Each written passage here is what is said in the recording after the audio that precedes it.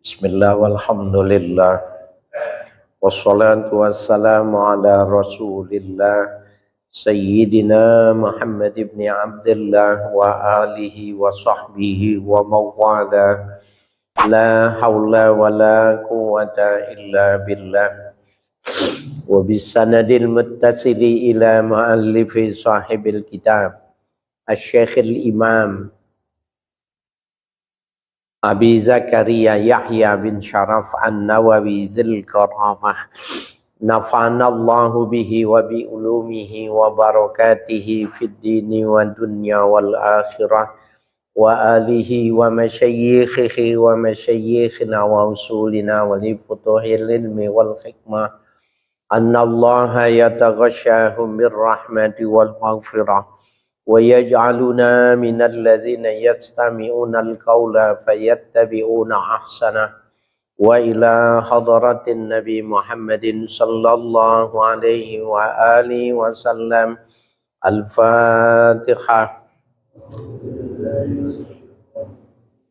بسم الله الرحمن الرحيم الحمد لله رب العالمين الرحمن الرحيم مالك يوم الدين إياك نعبد وإياك نستعين اهدنا الصراط المستقيم صراط الذين أنعمت عليهم غير المغضوب عليهم ولا الضالين Amin. Bismillahirrahmanirrahim. Qala al-muallifu rahimahullah wa an Abi Sa'idin al-Khudri radhiyallahu anhu anin Nabi sallallahu alaihi wasallam qala ihtajjatil jannatu wan nar faqalatin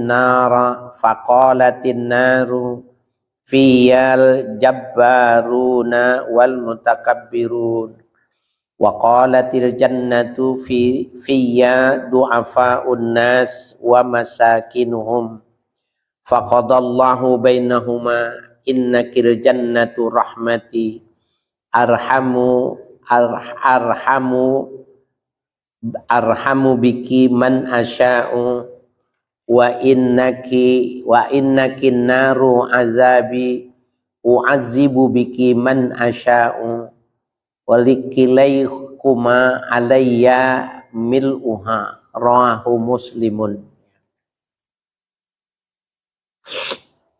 An Abi Sa'idin al-Khudri radhiyallahu anhu anin Nabi sallallahu alaihi wasallam qala. Hadis diriwayatkan dari Abu Sa'id Al-Khudri radhiyallahu anhu dari Nabi kita Muhammad sallallahu alaihi wasallam, beliau bersabda, ihtajjatil jannatu wan nar. Pernah debat, pernah berselisih paham antara sorga dan neraka. Faqalatin naru, maka berkata api neraka, fiyal jabbaruna wal mutakabbirun. Fiyya, ada di dalam tubuhku, al jabbarun, orang-orang yang kejam, wal mutakabbirun, dan orang-orang yang sombong. Wa qalatil jannatu, dan berkata sorga, fiyya du'afa'un nas wa masakinuhum. Ada padaku du'afa'un nas, orang-orang yang lemah di kalangan manusia, wa masakinuhum, dan orang-orang miskin di antara manusia itu. Jadi Bapak sekalian, kenapa orang miskin banyak di dalam sorga? Karena mau dihitung apa waktu yaumul hisab, apanya yang mau dihisab? Dimakan semuanya habis, tidak ada lebihnya. Hisab itu dihitung yang kelebihan dari yang dia makan. Setelah dia lebih dia makan, dihisab tuh. Buat apa?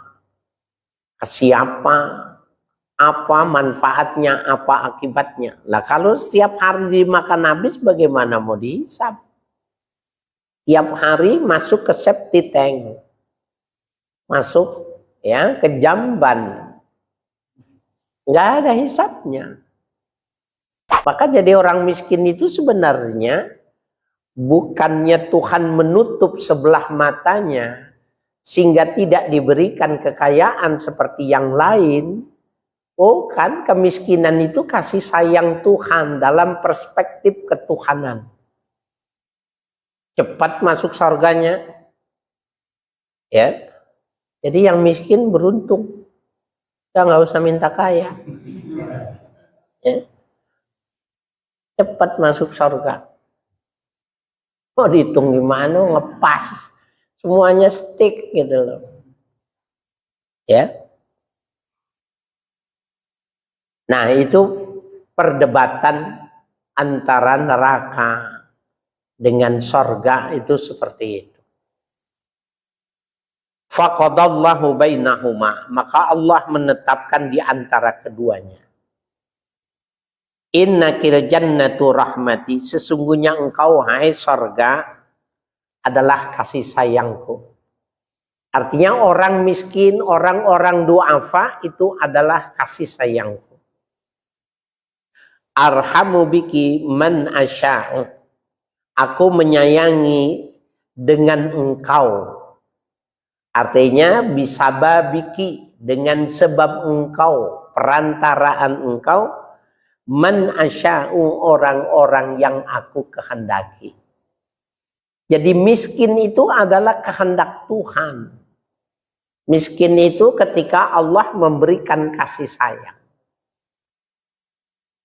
Ya, maka kalau orang yang mengerti tentang rahasia kemiskinan, ketika dia sedikit menambah hartanya, sedikit bertambah hartanya, dan dia merasakan ada kelebihan, nangis dia. Ya Allah, jangan-jangan aku dihinakan dengan kelebihan ini. Kalau kita kalau dikasih lebih, alhamdulillah lebih. Alhamdulillah lebih. Nah ini kan karena beda kacamata, maka cara mensikapinya juga tidak sama. Ya. Wa innakin naru azabi, dan sesungguhnya engkau neraka adalah azabku. U'adzibu biki man asya'u, aku siksa dengan perantaraan engkau neraka man asya'u, orang-orang yang aku kehendaki. Wali kilaikuma alayya mil'uha, dan kepada kalian berdua alayya mil'uha, aku yang akan memenuhinya. Memenuhinya bukan maknanya penuh. Memenuhinya itu artinya melaksanakan apa yang sesuai dengan pembagian tugas itu. Pemenuhan tugas. Bukan memenuhinya. Neraka dipenuhin, sorga dipenuhin. Bukan itu makna penuhnya. Rawahu Muslimun, meriwayatkan hadis ini oleh Imam Muslim. Nah jadi kita pun mesti memahami bahwa kemiskinan itu adalah arhamu man asya'u. Aku berkasih menyayangi orang-orang yang aku kehendaki. Jadi waktu kita mintanya kaya, ya Allah, panjangkanlah umur saya, banyakkanlah harta saya yang banyak, yang halal, gitu kan, yang berkah. Kata Allah gini, aku kasihani tapi kau tidak mau ku kasihani. Pingin juga seperti Fir'aun kecil gitu. Ya. Nah itu kan cara pandangnya yang berbeda ya. Rawahu Muslimun, meriwayatkan hadis ini oleh Imam Muslim. Wa Nabi Hurairah radhiyallahu anhu anna Rasulullah sallallahu alaihi wasallam qala. Hadis diriwayatkan dari Abu Hurairah radhiyallahu anhu, sesungguhnya Rasul sallallahu alaihi wasallam bersabda, la yanzurullahu yaumal qiyamati man jarra izarahu bataran. Allah tidak akan memandang pada hari kiamat ila man jarra izarahu bataran, kepada orang yang menyeret-nyeret sarungnya bataran karena sombong. Muttafaqun alaih. Hadis ini diriwayatkan oleh Bukhari dan Imam Muslim. Bapak sekalian, ini pelan-pelan nih memahaminya. Hadis ini kalau menurut fuqaha, hadis ini sangat jelas bahwa orang-orang yang isbal itu celana panjang, sarung, gamis, rok yang di bawah mata kaki, sehingga ketika berjalan ya menyapu. Nah, coba lihat, jangan-jangan istri kita juga itu tidak di isbal itu dibenci. Isbal itu bagian yang tidak diperbolehkan.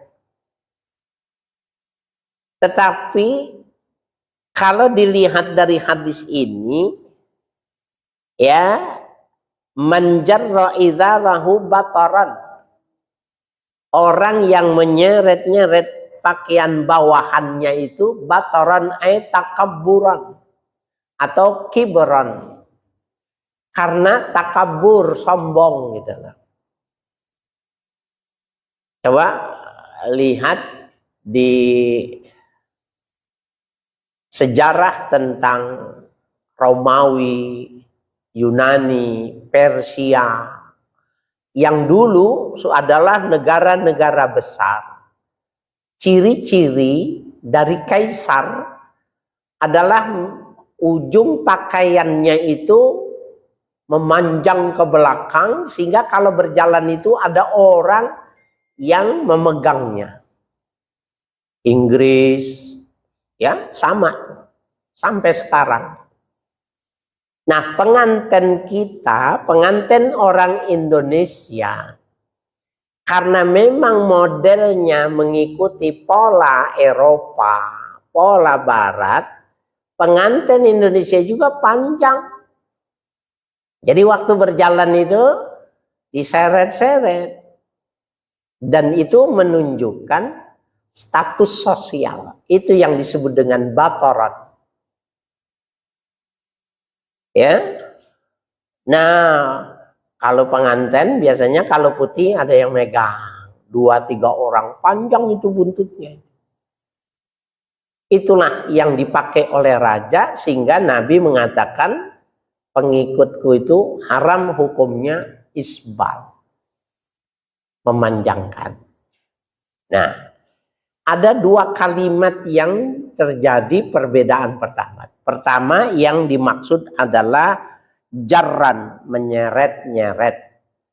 Yang kedua bataran, ya, yaitu takabur, sombong. Jadi mafhum mukhalafahnya, kalau dalam usul fiqh mafhum mukhalafahnya, kalau di bawah mata kaki tapi tidak nyeret-nyeret dan bukan karena kesombongan, boleh dong. Dalam teori usul fikih itu mafhum mukhalafah itu adanya lawanan pemahaman. Jadi lawanan pemahaman, kalau menyeret-nyeret karena sombong, maka kalau tidak nyampe nyeret-nyeret dan tidak sombong, maka tidak haram. Nah, hadis ini tidak sendiri, bukan ini. Jadi hadisnya banyak sekali. Sahabat Abu Bakar mengatakan kepada Nabi, ya Rasulullah, Aku kalau seandainya tidak aku kencangkan sarungku, maka sesungguhnya sarungku itu turun ke bawah. Apakah aku termasuk orang-orang yang sombong gitu? Maka Nabi mengatakan, laisa minal mutakabbir. Ya, laisa laka bataran. Kau tidak masuk sombong. Nah, dia membuat analisanya bahwa Nabi mengatakan engkau Abu Bakar, kau tidak sombong, maka dibuat pembandingnya gini, itu mah sahabat Abu Bakar, kelasnya imamnya Abu Bakar, tidak sombong. Kalau seperti kita, apakah kita mau disamakan dengan Abu Bakar gitu? Padahal ada hadis ini yang tidak menyebutkan sahabat Abu Bakar. Hadis ini berlaku, ya, ini berlaku umum. Yang dalam kaidah usul fikih itu dikatakan al-ibratu bi umumil lafzi la di khususis sabab. Itu kaidah usul fikih.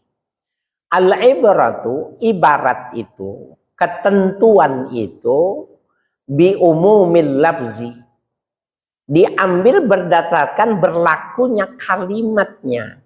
Jadi kalimatnya itu berlaku umum. La bi khususis sabab, bukan berdasarkan kekhususan sabab. Sababnya itu sahabat Abu Bakar. Berarti bukan hanya berlaku pada sahabat Abu Bakar. Dalam kaidah usul fikih seperti itu. Nah, oleh karena itu ini juga menjadi sebuah jurang, ya, pemisah antara pemahaman ya kita dengan mereka itu. Kalau mereka nggak mau tahu, pokoknya nangtung aja. Paling tidak satu telapak tangan di atas mata kaki. Ya, kalau tidak seperti itu, maka dia kalau sholat dia lihat celana kita di bawah mata kaki, dilihat, ya, dan ada semacam ketidaksukaannya dia terhadap. Padahal kalau kita mengaji ini ada dua, ya, variabel yang menjadi ukuran keharamannya itu. Pertama jarran, yang kedua bataran. Yang pertama diseret-seret, yang kedua kesombongan. Nah, bayangin ya, saya waktu keras-kerasnya pemahaman mereka di masjid-masjid dan di masyarakat itu, teman kuliah saya di pasca sarjana itu, ya, pakai sepatu, pakai kaos kaki, tapi nangtung gitu. Satu kelas, jadi gimana kita sama belajar hadisnya sama? Karena saya konsentrasinya dulu ulumul Quran, ulumul hadis. Sekarang ya konsentrasi itu sudah tidak ada. Ya, nomenklaturnya sudah diganti dengan IAT, ilmu Al-Quran dan tafsir. Dulu ada ulumul Quran, ulumul hadis. Itu konsentrasi saya. Nah, jadi hadisnya sama, kita baca sama, tapi persepsinya kita tidak sama gitu. Ya. Nah, kalau memang nangtung ngapain pakai kaos kaki? Akan ketutup-ketutup juga. Pusing jadinya. Ya. Oke. Muttafaqun alaih, hadis ini diriwayatkan oleh Imam Bukhari dan Imam Muslim. Wa anhu qala, dan darinya pula sahabat Abu Hurairah mengatakan qala Rasulullah sallallahu alaihi wasallam, bersabda Rasul sallallahu alaihi wasallam, salasatun la yukallimuhumullahu yaumal qiyamah. Ada 3 golongan Allah tidak akan berbicara kepada mereka pada hari kiamat. Ini gini Pak, Allah tidak bicara itu bukan maknanya nanti Allah bicara dengan yang lainnya. Untuk menggambarkan kebencian dan jauh, kalau dalam bermasyarakat dia ketemu tapi tidak ngobrol, ketemu tidak nanya, itu maksudnya nih. Kalau Allah tidak berbicara kepada 3 golongan ini, berarti Allah akan berbicara kepada yang lain gitu. Bukan, ini sebuah kinayah. Orang kalau benci, orang kalau sudah tidak punya perhatian lagi, nggak mau diajak ngomong.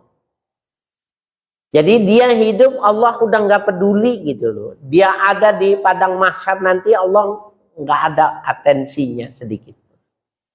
Itu yang dimaksud dengan la yukallimuhumullahu yaumal qiyamah. Wala yuzakkihim, dan Allah tidak mau mensucikan. Artinya tidak mau menghapuskan dosanya. Wala yanzuru ilaihim, dan Allah tidak mau melihat, tidak mau memandang kepadanya. Walahum azabun alimun, dan bagi mereka 3 golongan itu azabun alimun, azab yang menyakitkan, azab yang pedih. 3 golongan ini. Syekhun zanin, yang pertama syekh yang berzina, artinya ekstramarital, melakukan hubungan di luar pernikahan. Yang dibilang syekh man lahu arba'una sanatan, orang yang sudah 40 tahun itu namanya syekh.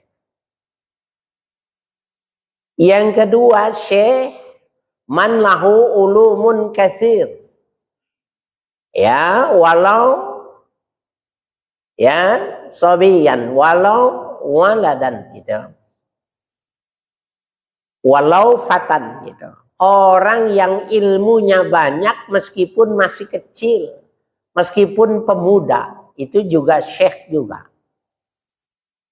Jadi syekh maknanya orang yang sudah umur 40 tahun atau orang yang banyak ilmunya walaupun muda. Jadi kalau asy-syekhul karim itu pasti orang yang pintar walaupun muda, dihormatin gitu. Tapi yang dimaksud di sini adalah orang yang 40 tahun. Jadi gini Pak, kenapa disebutnya 40? Jadi banyak hadis yang menjelaskan kalau umur 40 dia tidak bisa ngerem satu perbuatan dosa, maka sampai umur berapapun remnya nggak pakem. Susah. Kecuali yang betul-betul dia bertobat, dia berlindung pada Allah, minta petunjuknya. Jadi umpamanya judi, 40 tahun dia masih judi, maka dia sulit sudah 70 tahun, kalau 70 tahun, 80 tahun, kalau orang mau main judi mau ikut dia masih ada tuh gregetnya. Jadi kalau sudah umur 40 jangan melakukan kesalahan. Memanjang dia itu. Nah, yang belum 40 jangan.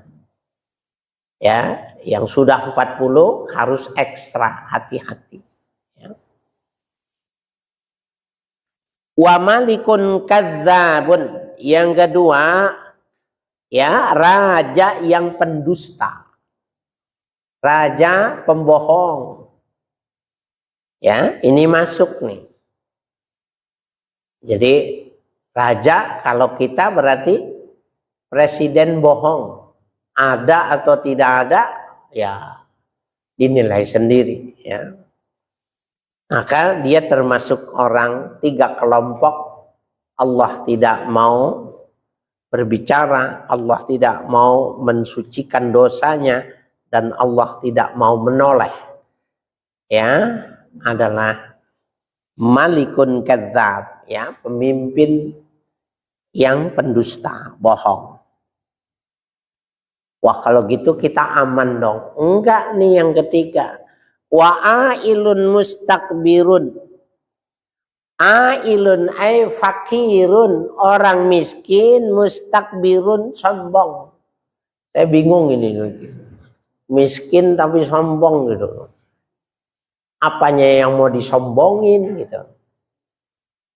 Orang miskin yang mau disombongin apanya? Orang kismin. Jadi maknanya bukan dia menyombongkan, tetapi dia berlagak seperti orang kaya. Ada saya pernah lihat. Ini mah rumahnya mau rubuh. Rumahnya mau rubuh. Ya. Makannya ya seperti itu. Kayak ikan asin gitu. Tapi kalau keluar rumah,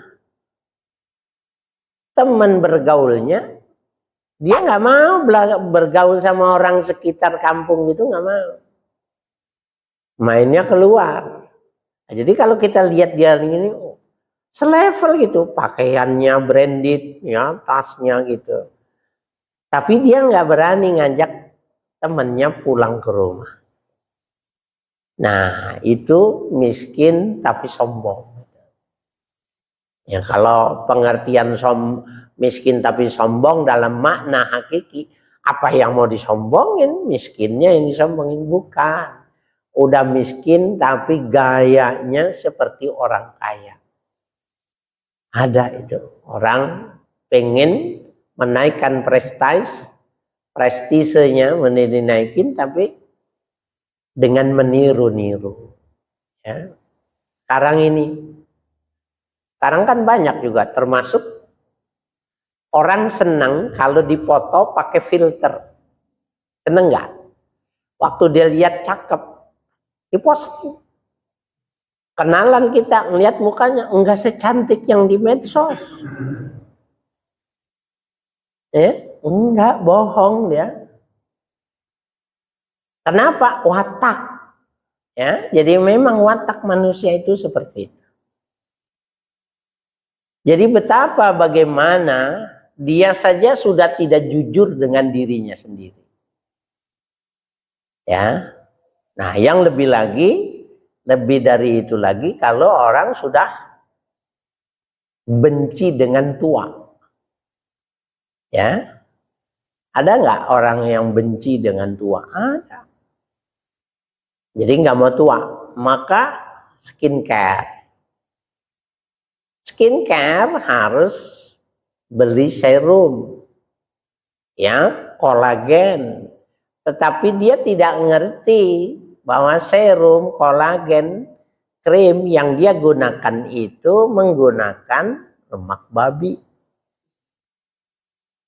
Itu terjadi, ya, banyak di kalangan orang-orang yang pingin tampil seperti orang lain tapi tidak mempersoalkan kehalalannya. Ya. Rawahu Muslimun, meriwayatkan hadis ini oleh Imam Muslim.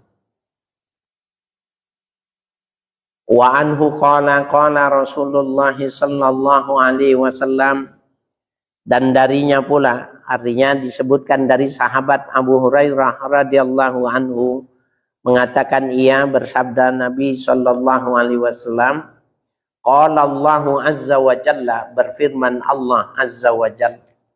Ini hadis qudsi.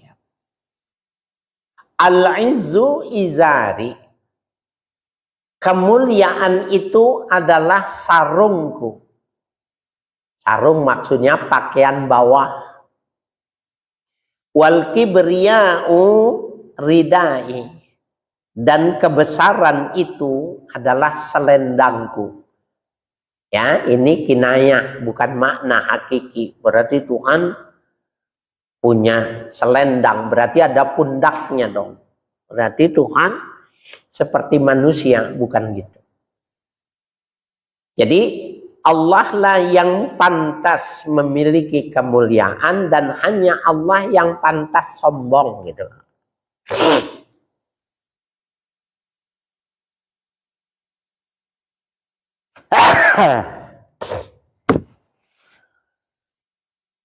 Faman yunazi'uni fi wahidin minhuma, maka barang siapa yang menyaingi aku fi wahidin minhuma, pada salah satu dari keduanya.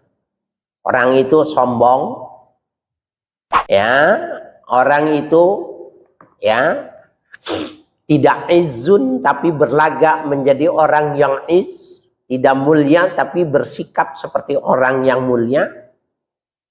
Faqad azabtuhu, maka aku akan siksa dia. Di dalam hadis lain beliau Allah berfirman, al-kibru ridai. Sombong itu adalah selendangku. Ketika manusia sombong, dia menarik selendang dari pundakku.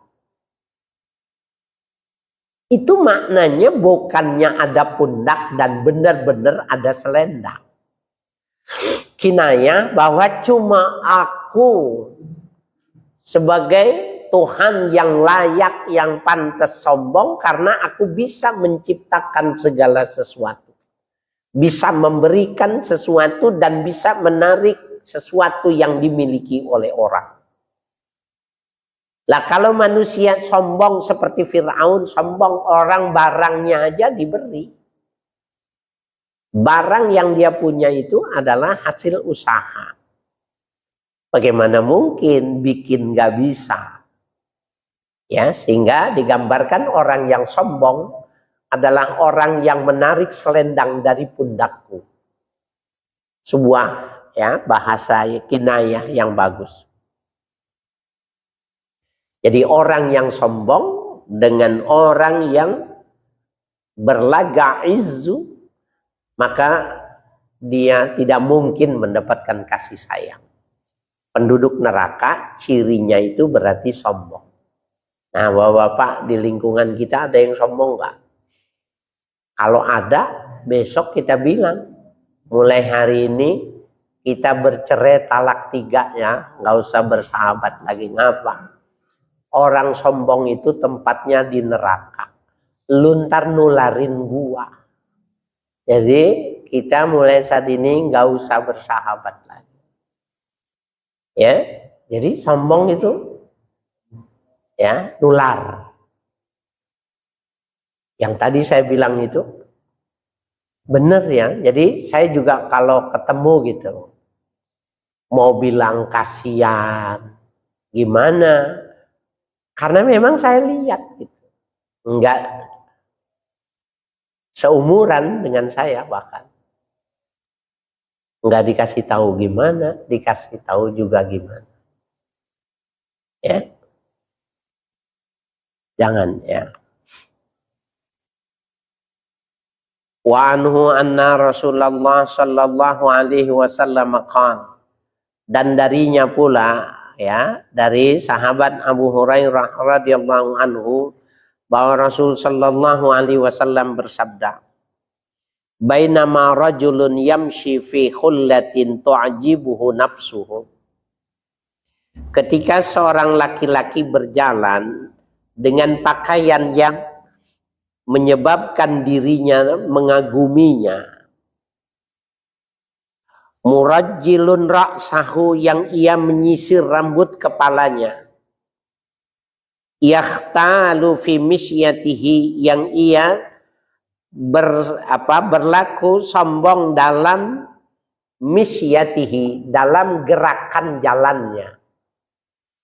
Emang bisa sombong dengan gerakan jalan? Bisa, Pak. Saya bisa nyontohin, cuma saya ogah aja. Kalau wanita yang menggunakan fashion, baju model baru itu di catwalk itu, maka ujung tumit itu berada di ujung jempol. Nah, seperti itu. Itu bagi wanita seperti itu adalah jalan bagi orang yang mau menampilkan fashion ya, pakaian. Dan itu gaya jalan itu gaya artis. Kalau laki-laki ada, kalau laki-laki bukan mempertemukan tumit dengan ujung dari jemari, tetapi goyangan di pinjungan, gerakannya itu ada. Kelihatan sekali. Ya, orang yang punya itu. Itu namanya yakhtalu fi misyati. Sombong dalam gerakan jalannya. Suka merhatiin nggak? Tapi pulangnya rumahnya kontrakan. Itu dia pakai sepatu, kan maaf nih, di Taman Puring waktu itu. Itu topi yang branded, sendal, sepatu itu banyak. Nah, belinya di situ. Gitu. Jadi lihat aja, dari mereknya saja udah ketahuan itu mahal. Nah, ada orang yang memperhatikannya itu, ya, cara misyahnya seperti itu. Jadi Nabi nggak bohong, memang ada itu. Ya. Jadi ketika seorang laki-laki berjalan dengan pakaian yang dirinya mengaguminya, kemudian ia menyisir rambutnya, dan ia sombong dengan cara berjalannya, iz khasafallahu bihi. Ketika itu, ketika itu tiba-tiba khasafallahu bihi, Allah tenggelamkan dirinya. Fahuwa yatajaljalu fil ardi ila yaumil qiyamah. Maka ia yatajaljalu fil ardi, timbul tenggelam di bumi ini, di tanah ini, ila yaumil qiyamah. Ya, pada hari kiamat. Muttafaqun alaih, hadis ini adalah riwayat Imam Bukhari dan Imam Muslim. Nah, itu ada yang mengatakan bahwa yakhtalu fi misyatihi itu Fir'aun. Fir'aun itu bukan cuma pakaiannya yang disombongkan, tapi ada gaya jalannya. Maksudnya gini Bapak. Kalau kita nih di kampung kita kan kenal kan sama yang sebaya kita kenal kan. Apalagi dia sekelas sama kita. SD 6 tahun. SMP 3 tahun. 9 tahun kita tahu dari dulu main bolanya sama kita. Jalannya itu kita udah tahu. Kemudian ketika dia masuk SMA mainnya ke sono. Mainnya ke Dempo. Mainnya ke Blok M. Ya, jalannya berubah. Maka kita bilang, lah. Kok bisa begini? Nah, itu yang dimaksud yakhtalu fi misyati. Bisa diajar, bisa dipelajari, ya, bisa dirubah. Nah, itu termasuk ya Allah ingin tenggelamkan orang-orang yang semacam itu. Jadi dia tidak menapak di bumi maksudnya. Antara fakta ya dengan kemampuannya itu tidak sama.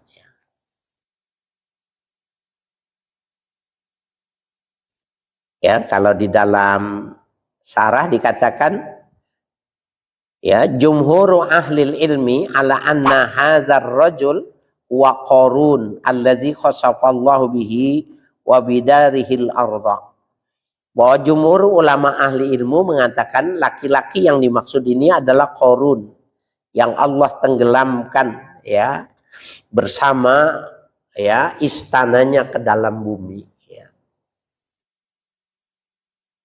Sombong. Jadi sombong bukan cuma perkataan, bukan cuma pakaian, tapi juga dengan langkah-langkah.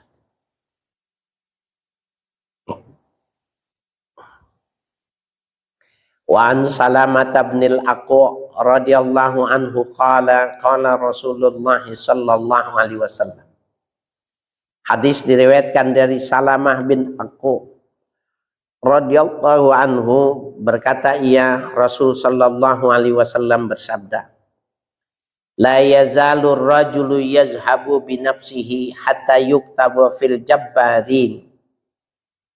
Senantiasa seseorang yazhabu binafsihi ya yazhabu binafsihi itu maknanya yartafi'u wa yatakabbaru binafsihi, orang yang mengangkat dirinya dan sombong dengan dirinya, hatta yuktaba fil jabbarin, Sehingga ditulis dia pada kelompok orang-orang jabbarin, orang-orang yang kejam dan sombong.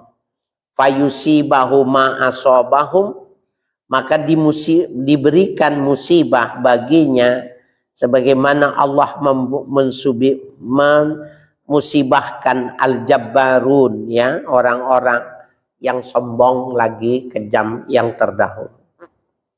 Rawahu Tirmizi wa qala hadisun hasanun.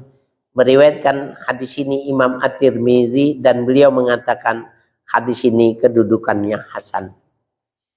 Nah, jadi Bapak sekalian yang berbahagia, bahwa sombong itu nggak boleh diambil karena itu punya Allah. Sombong itu adalah milik Allah sehingga kita tidak boleh mengambilnya. Begitu juga menganggap dirinya mulia, izzun, itu punya Allah. Jadi kalau orang menganggap dirinya mulia, ya, dirinya agung, maka Allah tidak suka karena itu menyaingi aku, ya. Dan tadi dikatakan bahwa orang yang menyaingi aku siksa dia. Jadi karena memang kita tidak pantas. Babu husnil khuluqi. Hadza babun fi bayani husnil khuluqi. Ya. Ini bab menjelaskan tentang bagusnya akhlak. Qala Allah Ta'ala, berfirman Allah Ta'ala, wa innaka la'ala khuluqin azim. Sesungguhnya engkau ya Muhammad la'ala khuluqin azim, pasti di atas akhlak yang bagus. Ya, jadi Allah menegaskan bahwa akhlak Nabi Muhammad itu azim, ya, agung. Ya. Apa bedanya tabiat dengan akhlak? Kalau tabiat itu sesuatu yang dibawa, ya, dan itu bersifat umum. Jadi ada tabiat, semua tabiat itu diberikan gitu. Seperti serakah, itu tabiat manusia. Semua orang itu serakah. Kalau dia memupuknya, maka dia makan terus menerus jadi serakah. Tetapi tabiat itu tidak, bila tidak dipupuknya dan diperbaikinya, maka dia sebenarnya bisa mengalihkan, memanage, ya, mengatur. Jadi tabiat itu adalah karakter dasar. Kalau akhlak itu karakter yang dipelajari dan dia melatih diri. Jadi orang sehingga dikatakan akhlak hamidah, akhlak zamimah, itu yang bagus dengan yang buruk itu bisa dipelajari. Nah, Nabi Muhammad bisa ditiru karena Nabi dikatakan uswatun hasanah. Sebagai contoh yang bagus, itu maknanya bisa ditiru. Jadi kalau ada orang yang akhlaknya tidak bagus, suruh aja bergaul. Suruh bergaul sama orang yang baik, maka lama-kelamaan berubah. Ya, lama-kelamaan berubah. Itu kalau ngajar fikih itu, salah satu yang dijadikan, ya, percontohan itu adalah ma'ul mutanajjis, air yang terkena najis. Kalau orang akhlakuz zamimah itu namanya airnya air mutanajjis, airnya punya najis. Kalau orang yang soleh itu ma'ul mutlak, airnya air mutlak. Air mutlak, kalau dia jumlahnya 2 kula, kemudian dimasukkan air mutanajis ke dalam air kula, dan ketika bercampur dengan air mutanajis, 3 sifat itu tidak berubah. Baunya tidak berubah, warnanya tidak berubah, rasanya tidak berubah, maka air itu suci. Jadi akhlak yang buruk itu bisa hilang kalau dia bergaul dengan orang yang baik. Begitu juga komunitas yang buruk, bila ada orang yang baik, jadi ukurannya itu plus minus gitu loh. Tadi airnya 2 kulak, itu besar. Air mutanajisnya itu 1 gelas, mamanya. Bisa jadi dia akan hilang, larut pada kebaikan air mutlak, suci. Begitu juga sebaliknya. Air yang mutlak sedikit masuk pada air yang mutanajis, maka airnya jadi najis. Orang hafal Quran, bergaul sama orang yang ya bagus, dijamin berubah. Bukan dia yang merubah masyarakat, tapi dia terbawa oleh masyarakat. Dan itu ya salah satu jamaah saya di Villa Cendana itu, beliau mengatakan orang yang sudah sadar ya, sudah sadar dan sudah hijrah dari LGBT. Dia bilang LGBT itu adalah akhlak yang menular. Jadi untuk membuktikannya, panggil, ajak ke sini orang yang keluar dari pesantren hafal Quran. Suruh bergaul sama kita 2 minggu saja dijamin orientasi seksnya berubah. 2 minggu berapa lama? Jadi betapa ini menjadi penting ya. Yang sedikit itu nggak mungkin menang lawan yang besar. Nah, jadi luar biasa. Akhlak bisa ditiru, bisa dipelajari. Wa qala ta'ala, dan firman Allah Ta'ala, wal kaziminal ghaiza wal afina 'anin nas. Di antara akhlak yang bagus itu kaziminal ghaiza, orang yang menahan marahnya. Marahnya ditelan sehingga tidak lagi terlihat marah. Wal kaziminal ghaiza, ya, orang yang menahan, yang menelan rasa marahnya. Wal afina 'anin nas, dan orang yang memaafkan manusia ketika melakukan kesalahan. Ini termasuk husnul khuluq, yang timbangannya mahal. Hadapin orang begini begitu, ya sudah, dimaafkan, dimaklumi. Wa an Anasin qala wallahu a'lam.